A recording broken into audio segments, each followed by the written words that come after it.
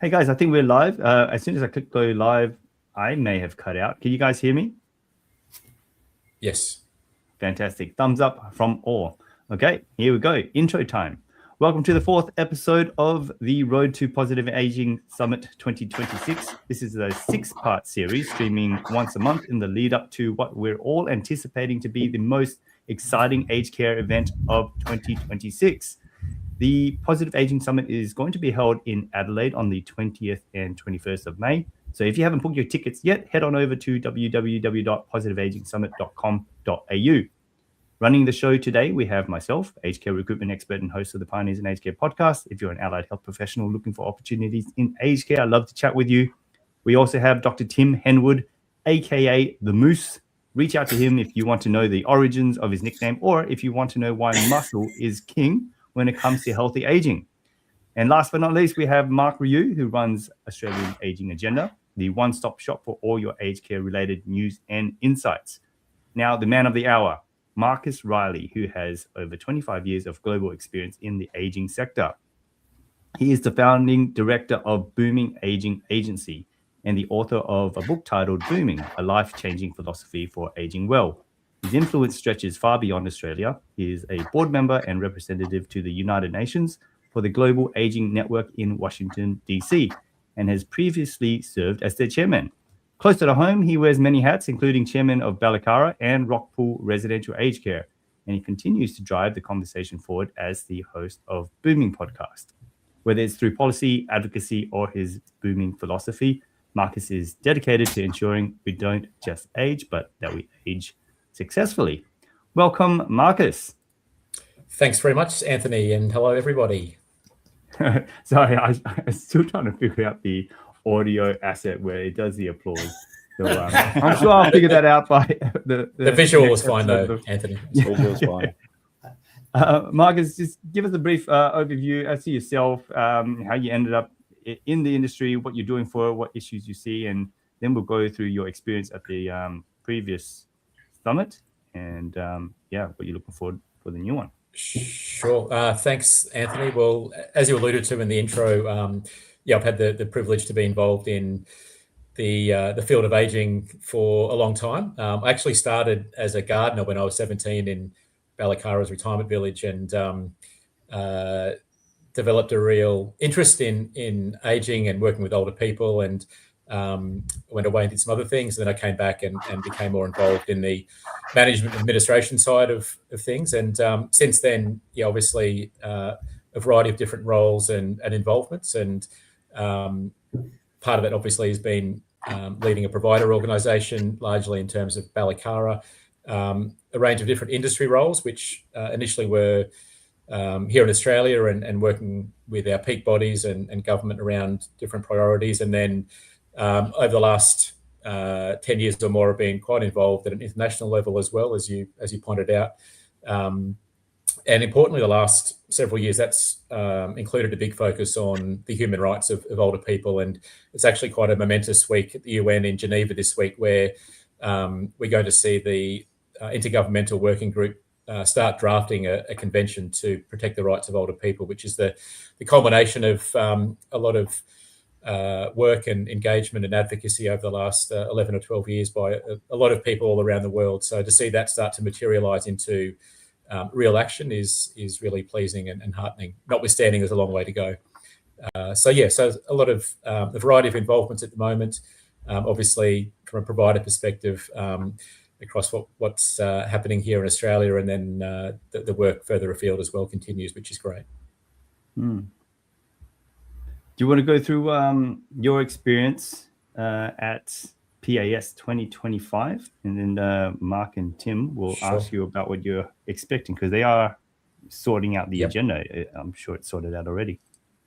Yeah, happy to, Mark. I thought the initial conference last year was a huge success, and what really stood out, as the title suggests, was just the genuine positive energy across the event from presenters and speakers and other participants. It was quite dynamic, and I think that was underpinned by people really seeking to have impact, to facilitate outcomes, both at a personal level for people they support, but also more broadly as well. And you don't always see that at events across industry. So that dynamism, that positivity really shone through. And I think, other things that I've reflected on since last year's event has just been the connection and I guess linkages between the different topics, the different presentations, which was conducive to really good engagement in the room, but also outside the room. And I think the vibrant interactions, conversations outside of the conference room are really strong. And I think, I know they were remarked on quite a lot by people I spoke to who were at the event. I think it was really pleasing too, just to see a lot of what was shared was, based on practical application and how different programs, different methodologies, innovations could genuinely impact in people's lives. So it was, yes, there was some theory and evidence, etc., to what was being shared, but there was that real practical application which made it extremely valuable for everybody there. There was creativity and innovation flowing through those sessions as well, which again is aligned to the intent of the summit, and just that I think applicability across whatever setting. So there was the opportunity to look at how things could be applied across retirement living, across home care and community settings, and residential care as well. So yeah, really valuable in terms of what was shared and the way in which it was shared. And Marcus, to that point, and you're quite unique because you have such like a massive exposure to the international markets. When it comes to positive aging, are there any other countries that are doing things better than we are, and any countries that kind of stand out, and for those that you just go, oh wow, they're actually doing stuff, or focusing on areas that we don't look at. I just wanted to get your thoughts on that. Yeah, great question, Mark. And there's no one place that you'd point to and go, they've got all the answers and let's just copy and paste what they're doing. But there are really positive examples in a range of different countries and regions across the world. And you can look at places like Singapore, where the government's really supporting active aging, and there's some great incentives for doing that, and some programs that people can access to, as I said, incentivize people to be, whether it's walking programs or wellness programs, those sort of things that from a systemic perspective are really encouraging. I like some examples in different parts of the US where they take more of a tailored approach to somebody's care solution. So rather than, and to a degree that's born out of the reality, they don't have a single care system like we do. It's much more fragmented, but there's some really good innovative organizations there who are being creative and tailoring solutions to people and sourcing different funding from where they can to curate a package that really suits that person and their needs, irrespective of where they might be living. And of course, we see different technology being applied in different parts of Asia and Europe, where again, it's supporting people's active living, active aging, and enabling them to participate more strongly and to support their physical health in probably a way that we don't commit to as much here. Having said that, there's some great things we're doing here, which we know, and might touch on those today. But I think there's certainly the opportunity to learn from all different parts of the world as far as things are doing, and some of those things, as I alluded to, are systemic, and others are quite small examples, yet still quite powerful and with impact. I'll remind me to circle back to incentivisation, because I'll completely forget and we'll go off track and I'll completely forget about it. But I want to talk more about the technology piece. Like I always say, I remember going into the old LASA events before they became ACPA, and everything, it was continence pads and mops and all sorts of things were the first thing that you saw in the front door. But now it's technology, whether it's a solution or whether it's an operating system. And I'm amazed at how quickly technology has moved in Australia. And even, looking at some of the tech that was there last year, the Positive Aging Summit, we've got these cool little dials that you put on the stove. So they Bluetooth to your phone to tell you if mum's left the stove on and stuff like that. Like, I remember, and like one of the monitoring companies, they've got these great little bed monitors that sit under the leg of a bed can actually tell not only when somebody's getting in and out of bed, but can look at their respiratory patterns and their sleeping patterns and stuff, let alone the amount of wearables that people are wearing. And I suppose the question I'll go to, so, obviously you've got your gym up there at BallyCara and you're really well connected to a re-ablement community. Have you started to think about bringing any of that technology into that gym space so that you can not only monitor what people are doing on site, but also then monitor people, what people are doing once they leave your gym? Yeah, absolutely, Tim. I think that was something which was a positive out of the COVID period, because one of the challenges, as you know better than anyone, is people have the confidence to do things in that class setting where they're with their therapist or coach or trainer, EP, whatever the discipline might be, but then perhaps don't have the confidence to undertake similar sort of activities, exercises, etc., in their own home without supervision. Mm-hmm. We saw that be adapted somewhat during COVID, where people obviously couldn't come together in person like they are normally able to. So we did see a greater take up out of necessity by people doing things, following models and instructions, if you like, in their own home without that direct supervision. So I think that demonstrated the capability of people to be able to do that and saw the confidence levels rise. And then the extension to that, as you've touched on, is what's the technology piece that can really support that. And I think some of the really cool things we're seeing around that diagnostic technology, which initially was really for people, high-flying execs who had access to some of this stuff that really the majority of us didn't have. Perhaps you did, Tim, from your perspective.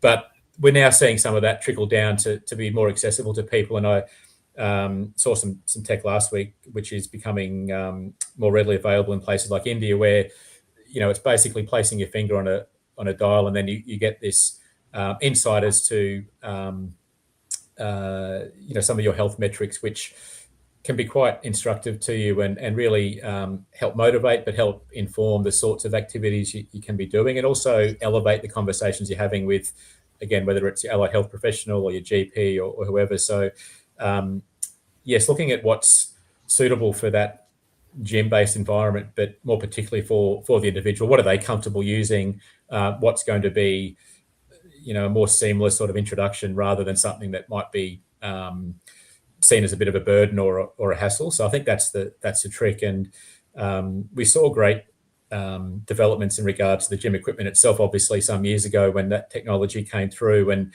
it was done in a way where people were comfortable using it and could see the benefit from using it. So I think we need to apply that same sort of approach to some of the tech that's becoming more available now. Yeah, can I just jump in there and sorry, Tim. Go. When just referring back to what you were saying before, Shireen Singh, live viewer at the moment, she said something similar to the Eden philosophy. Can anyone expand on that? Yeah, so the Eden philosophy was originally out of the US, if I'm not mistaken, a couple of decades ago, roughly speaking, and has been applied in other areas since then. It really was a model to help create a more, positive environment, particularly in residential care settings initially. And it focused on relationships people have with others, with other living creatures, so animals and plant and tree life, and looking at how those environments physically could be transformed to produce a better care environment overall, and where people were better connected, etc. And there's been other similar sort of models or philosophies which have proved to be successful in different areas. And I think the point of that is, having an open mind to things that can be adapted to suit people in their different living environments, and support staff in what they're doing as well, so that there's this focus on facilitating outcomes for people and driving more effective engagement. Well, Shireen's actually in New Zealand at the moment, which helps me segue into the next comment from Kelvin Neve. He says, "Hello, folks. Good conversation. I have personally experienced the New Zealand home care situation, contributing positively to aging in the home." Thanks for your comment, Kelvin. And then Shireen asked again, one of her comment was the advancement of technology has actually done a lot of justice to aged care overall. Okay. Well, we've got 9+ viewers at the moment. If anyone else has a comment or question, please, please feel free to ask. I think keep it going on the technology piece, and tying it to the current Positive Aging Summit, we have a dedicated session looking at research, innovation, and integration of technology, as well as we've got the group from Live Up who are obviously using an internet-based platform to help people engage in exercise. But, I still hear people talk about, older adults, they don't know how to use their phones and stuff. And I don't think it's just anymore. 20 years ago when I got into this space, very little mobile phones, let alone emails. But my experience running a big clinic is that, they've all got emails, they've all got mobile phones, and a lot of them are more tech savvy than I am with the things. Yeah, totally agree, Tim. I think there's some very false assumptions that are made, and some of those stereotypical views which are just false, to be frank, and they limit the thinking that people can apply to how older people are being engaged and empowered. And my mum's a great example, 88, and she's now king of the emojis and dialing it up with her grandchildren every night. So I think, and there's a lot of data around, whether it's different social media platforms and other online mediums where the highest rate of increased use is in people 80 plus. So that's there's very clear evidence of that take up. Having said that, obviously we need to ensure people who may not have that confidence or savviness for different reasons, that they're being included and being brought along with with new innovations and new ways of doing things. Yeah, you mentioned before, there's a lot of equipment which is technology and internet integrated now, but there's even solutions where you're still training with old school equipment. But we use, and I don't want to name it because they're not sponsoring our podcast, but we used just a straight up and down physio app that was had exercise and exercises within it that we could actually then send to the client. They could tap on it when they were either in the gym or in home, complete an exercise, and that feedback all came back to us, so we know that they'd actually completed it, and we could set it up to track sort of reps and sets and stuff as well. It was a great way to move away from paper-based training, but also give people a great overview of people's engagement in the exercise programs we're working so hard to put in place. So, I think you're telling the truth. I think there's a whole lot of, and I was having this conversation with a provider the other day about support at home, about how some people are still struggling with the electronic piece of actually getting the payments. But I remember, what was his name? Josh Marlin. He did a talk only about 5 years ago at the old ACPA. And he said that there was something still 25% of all aged care providers were working in the paper-based space. So, you got to get with the program, don't you? You can't do good reablement, do good wellness, track your clients, monitor benefits, and actually then give them feedback and keep them in that loop if you're not actually embracing technology. What do you think the biggest barrier is, though, Tim? Is it price, or is it price driven, lack of information, or what's keeping people from, or what's the many hurdles, Mark, many hurdles. You experience, Marcus, you're probably going to be able to talk. My high end expectation is there's a whole lot of people who don't want to learn something new. There's a whole lot of people who don't want to spend money on something new. And there's a whole lot of people who don't want to go through the process of integrating something new into an operating system that they feel currently works for their service. I think Tim touched on incentives before, Mark. I think our system needs to be better at incentivizing or almost compelling organizations to be investing in these sort of resources and approaches. I think that it's often can be overlooked or put down the pecking order in terms of priorities because of other compliance regulations or other things which can often take precedence.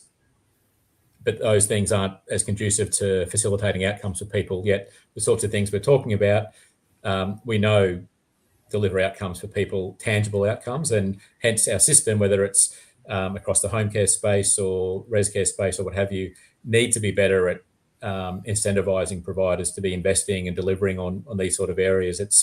I think it's a real flaw in our system at the moment.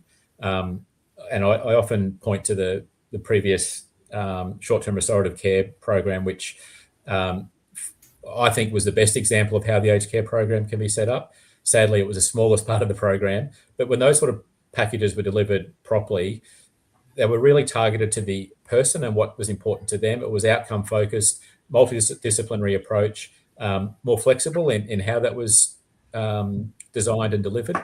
And I know certainly from a BallyCara perspective and others who I was across, delivering really good outcomes for people. Whereas some of our other bigger parts of the aged care program aren't as focused on delivering tangible outcomes, and we sort of see this drift, and we see a lack of investment in the sorts of things we're talking about.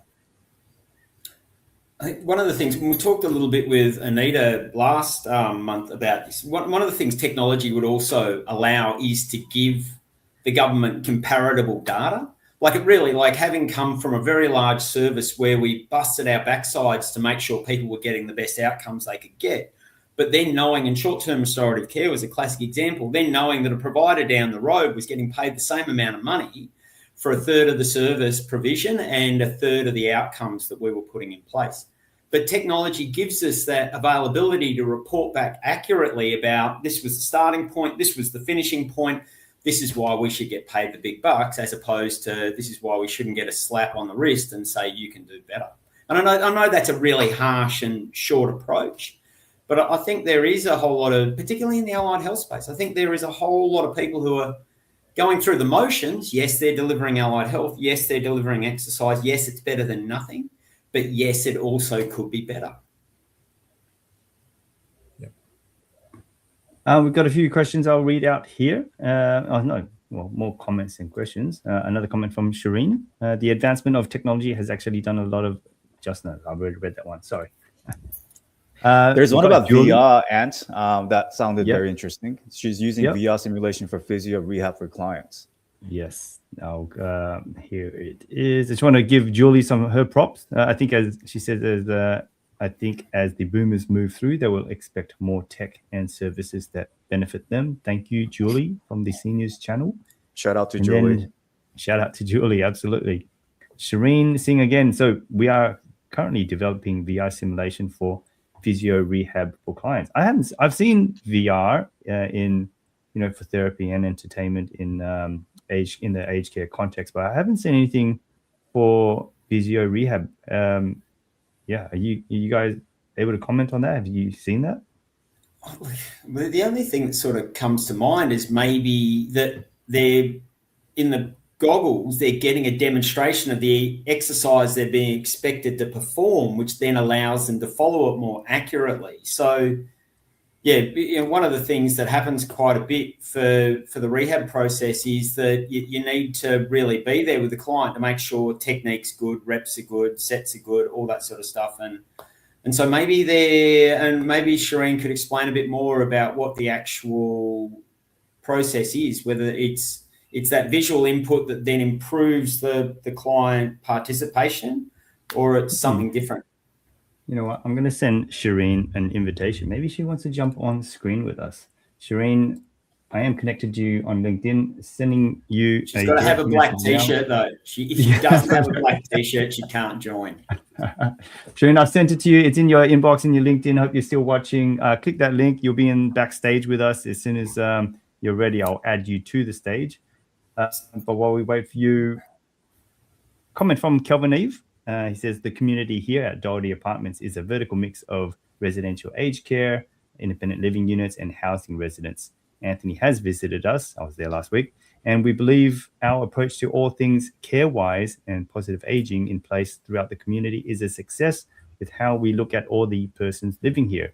With what we speak about RE electronics and the older person, I say never underestimate their abilities and capabilities in this area. Absolutely right. It's a great point by Kelvin, Anthony, and I think he mentioned the word community there, which is just such a great conduit to positive aging and healthy aging, and having that mix. People people play different roles, there's different relationships and connections, which is really positive. And I think, again, the point Kelvin made, and Tim touched on this before, in terms of people using technology, whether it's to see their own data, potentially they're part of a group or a community who's engaging in those activities, which brings out people's competitive juices, and people are competitive at any age, and that brings motivation, brings fun, all those components, really useful in terms of people's engagement and ultimately deriving benefit from the activities they're engaged with.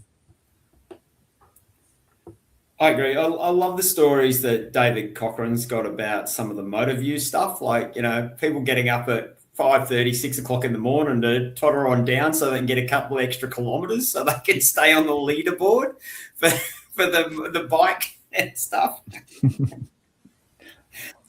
Competition is very healthy at all ages.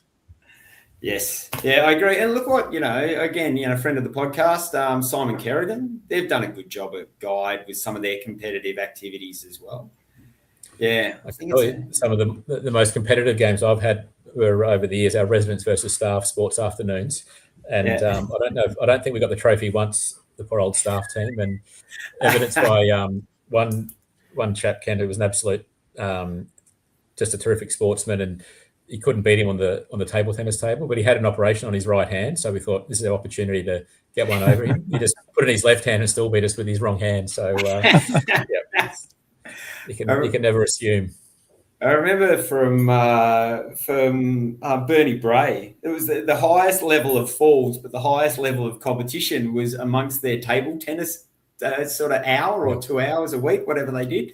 And these guys were running around like nobody's business, getting the long shots, all sorts of stuff. Yes. Very competitive edge. Never goes away. Mark, I was bad for it myself, competing with guys who are 30 years my junior in the gym. That's for sure. That'll be the end of me one day. Mark, are we able to go through what we can expect? Are you able to comment on the agenda and the awards? What awards we got? Let's talk about the award. Should we preface it first before you get into it? Well, you talk about it, Mark, but I think Marcus is the best person to. I agree. I mean, so for those who never got the privilege of meeting Paul, I mean, like Marcus, I think your take will be the best in terms of who he, just who he was, and his passion and the reason why we came up with the award that's now part of Positive Aging Summit. Sure. Mark, as you alluded to, Paul Johnson was a inspirational character, and he worked across our industry for 20 years. He worked in different government departments initially, then he worked with our peak bodies, and he worked with BallyCara for over 10 years as one of our executive leaders there, and a genuine champion of positive aging. He had that passion both personally but also professionally in terms of how we can view aging more positively, view older people more positively, and give people a better opportunity to thrive in later years. And whether that's someone living at home independently, whether it's someone in a care setting or another community setting, irrespective of where people were, what stage they were at, that we need to have a more positive view and create better opportunities for people. And hence his title for the last few years we had was Chief Opportunity Officer, because he was all about creating that opportunity and very strong on building relationships to help pursue that intent and that goal. And very sadly was taken from us through a really awful form of cancer. And upon his passing, we wanted to create a legacy that would be fitting of him for the indefinite future. And we were delighted to collaborate with yourselves at the Positive Aging Summit to create this award, which is really about recognising a person from the industry's impact in relation to positive aging, and whether that's through an innovative program they've done, other work that they've been undertaking that is really all about that reframing of aging, better opportunities for people, ultimately fostering positive aging. And last year's inaugural award was just an absolute celebration of people who have had huge impact across different areas of our industry and in their communities. Really tremendous examples of and evidence of what people and their teams have been able to achieve. So that was just brilliant to see, and from a judge's perspective was quite some task trying to select one or select the finalists initially, and then a winner out of the finalists. So I'm really excited about the award for 2026 and seeing a whole bunch of new nominations come through. The feedback from the award last year was just really affirming, and I could just feel the spirit of Paul Johnson throughout the event and the conversations, and no, he'd be truly proud and somewhat probably not embarrassed, but he didn't want the limelight for himself. Paul was always about creating opportunities and support for other people, but it's just such a befitting recognition of who he was and what he did. And as I said, just brilliant to see the work that's happening across the country in terms of positive aging. I will counter that, Marcus. I've been on the dance floor with him a number of times, and he definitely didn't mind the limelight on the dance floor. There was a caveat to that anecdote, yes, that after dark at industry conferences is where he did his best work, apart from positive aging. And, I was going to bring it up, but the first time when I met him, it was in Adelaide at Laser Conference 2018. And then I'm pretty sure that we were out till 3 a.m. at a karaoke. So yeah, that's who he was. But he'd be there the next day. He wouldn't. He wouldn't skip a session. He'd be there. He's committed.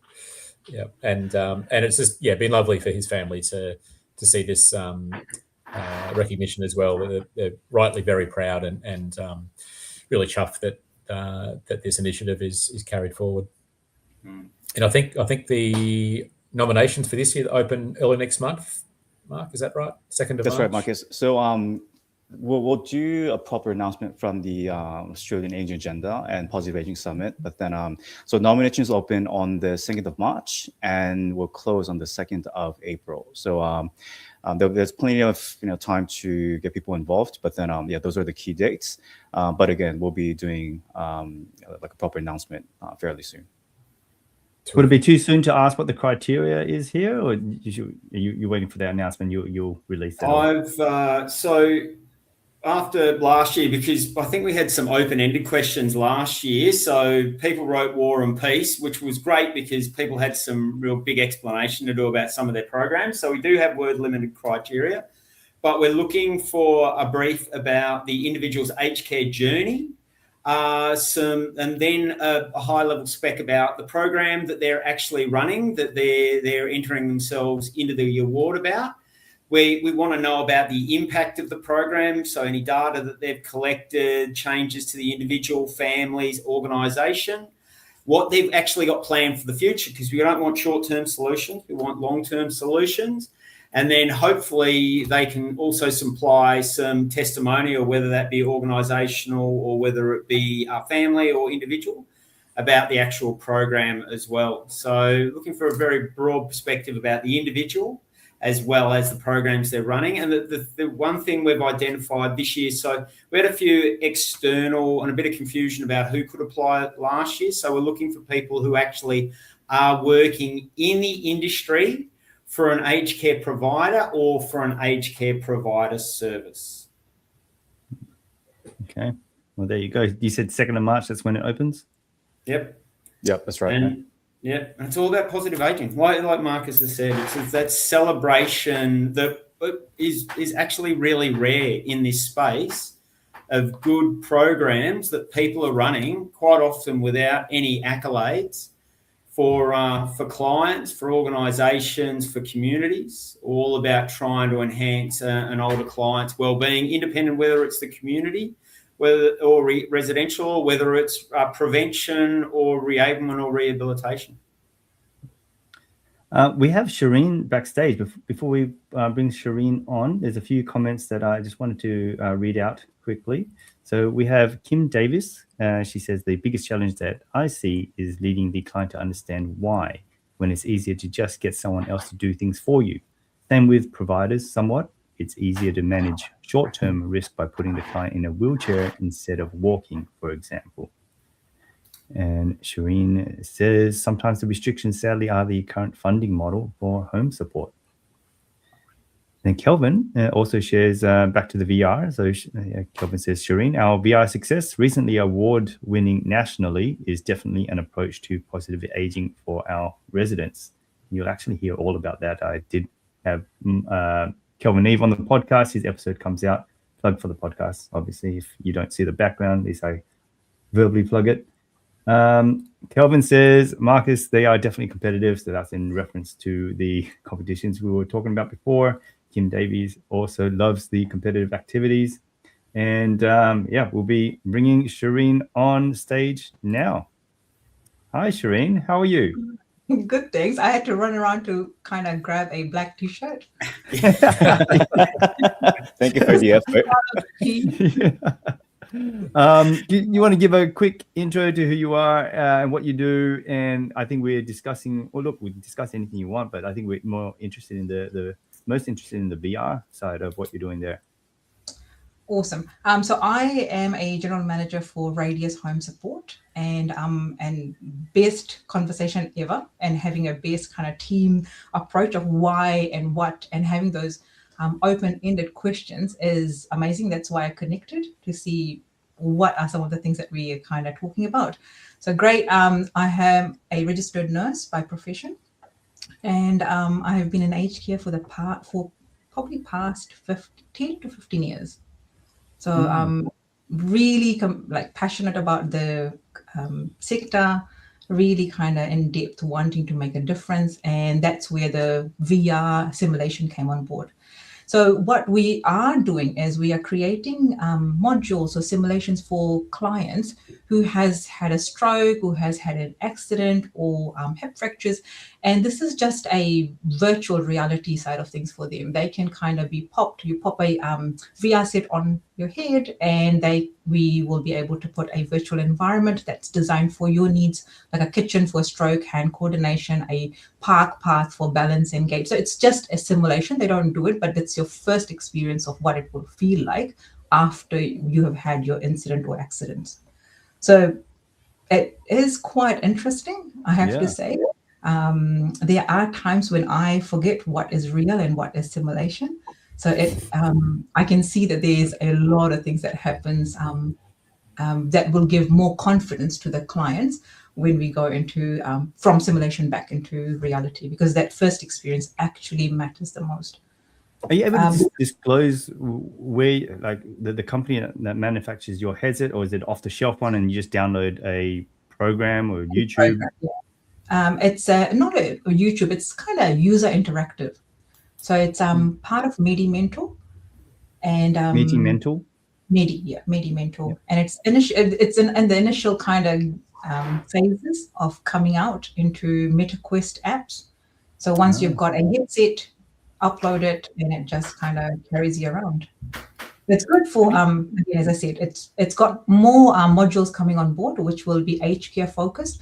So it's not all about the clients, but also training the staff, because we've got very untrained staff sometimes, or very new staff sometimes, that can actually learn from simulation and understand how to react on your first incidents or issues. Maybe they want to, maybe you as well, if you want to fly out, that'll be fly out to Adelaide, May 20th, 21st. Another plug for the summit. That's the whole point of this these series, is to raise awareness about the best aging aged care event in 2026. So if I think she said Meeting Mental, if they want to come out as well, fly out to Adelaide. If yourself, that'd be awesome for you to come along and share your experience with that. Yeah. Do you have a question for Marcus, or did you have anything else you'd like to share? And you guys, did you want to ask Shireen anything? Because this is your opportunity to do so.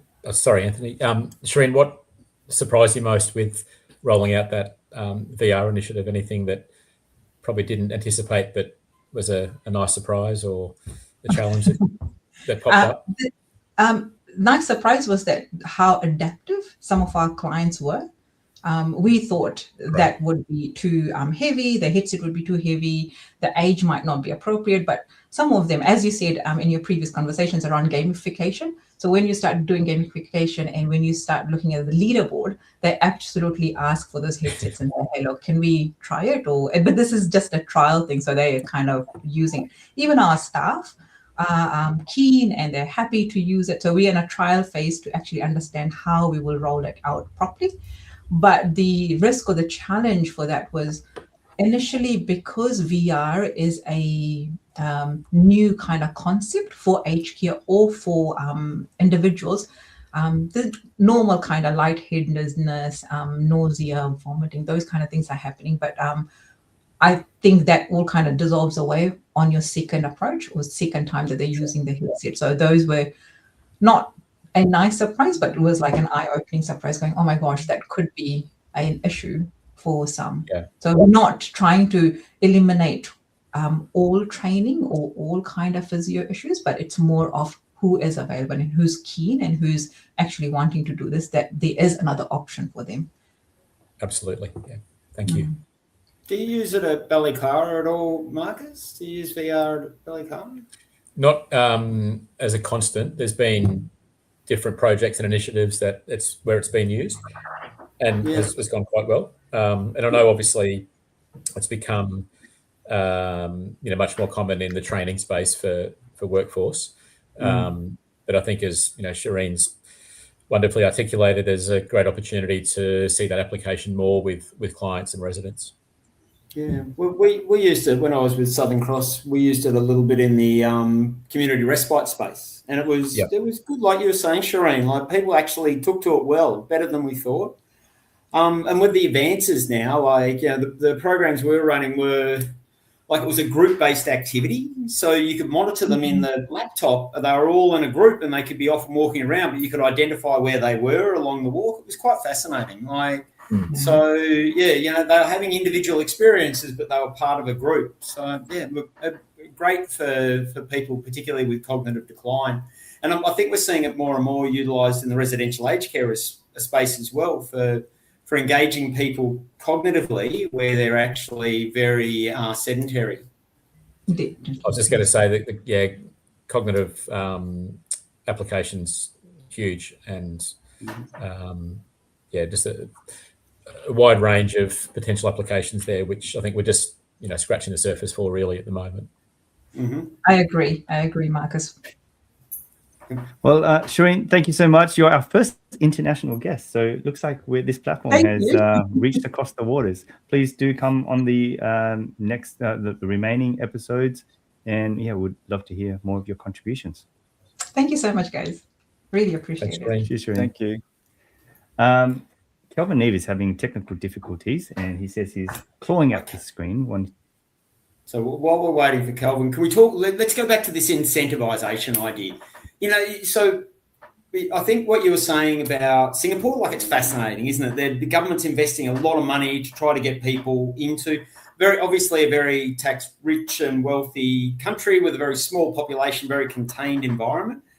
But, it's one of my big bugbears, like Adelaide, we've got a problem where we've got bed blockers stuck in the gem wards. They can't get into residential aged care. So the solution is to pack them into the hotels in what they're calling hospital in the home, but they're really just doing nursing but care, and then to build another 80-bed ward to compensate for the overflow.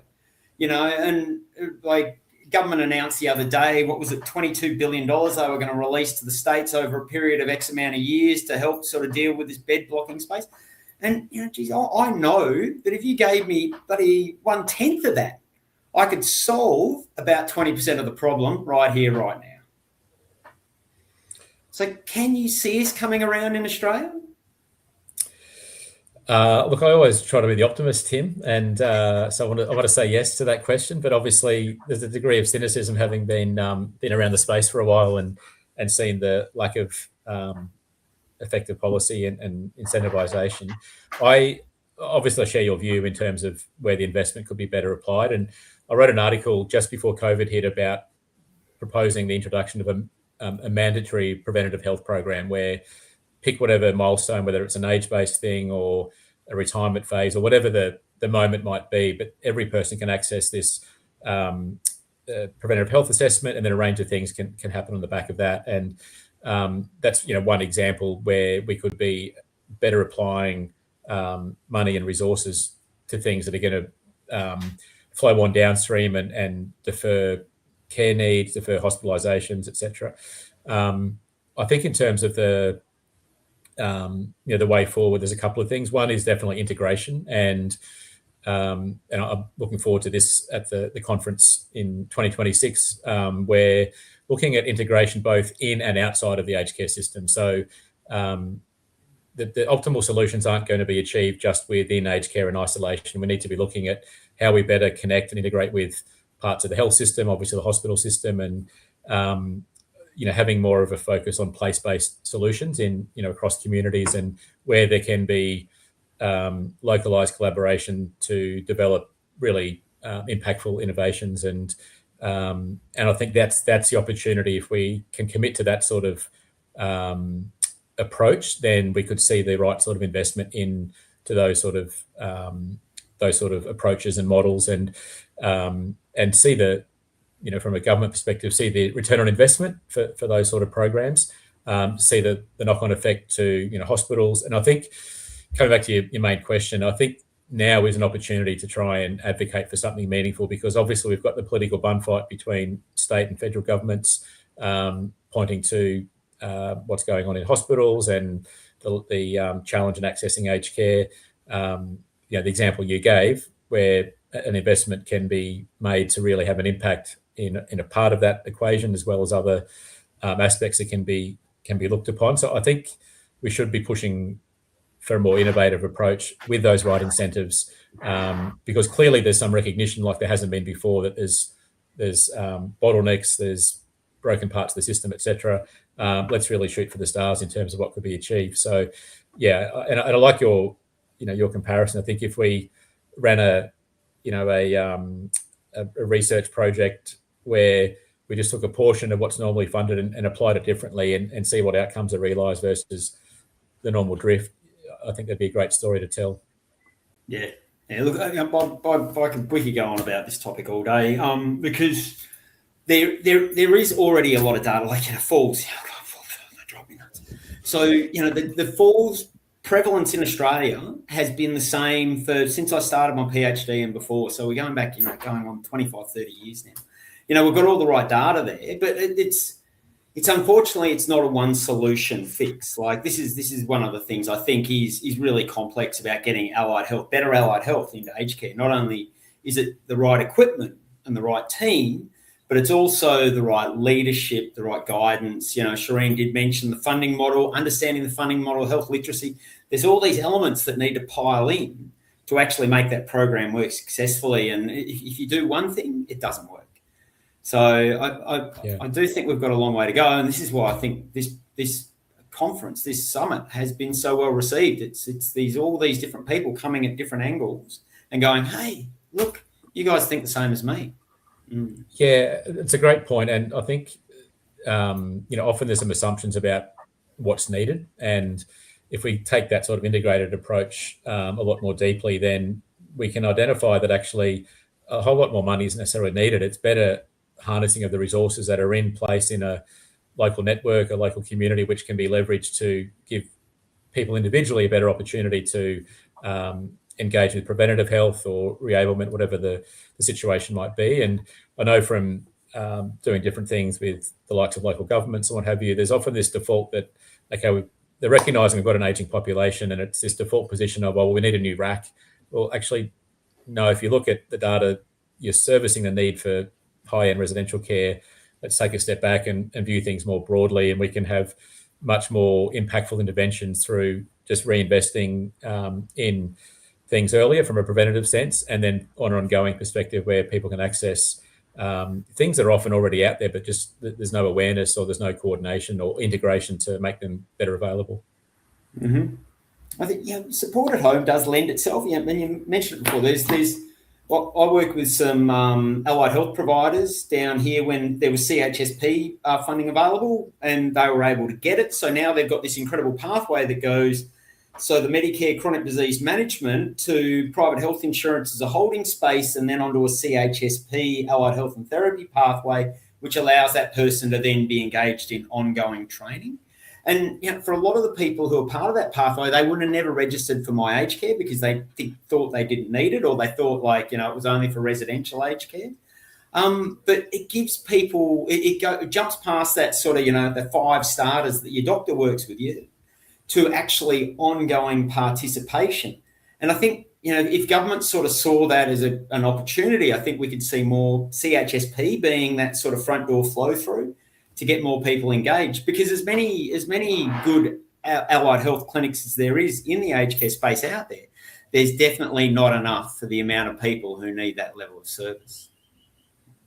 Yeah, absolutely. But I think that sort of example you gave, Tim, there's a need for this sort of intelligence layer across the aged care system, which better identifies these different opportunities for funding to access the right sort of services and programs for people, which, often it's just people sort of go into the system and just move along one stage to the next because that's what everybody assumes is the right way to go. Whereas if there's this better insight as to what's available and tailor that to the person as opposed to the person conforming to the system, we unlock a whole lot of opportunities. And it was why I was citing that example from some of the states in the US before. It's more akin to that, where you've got this search for what's available, how that can be tailored to the person, rather than the person just being locked into a system that's inflexible and they just keep moving through it as they're sort of predetermined to do. Mm-hmm.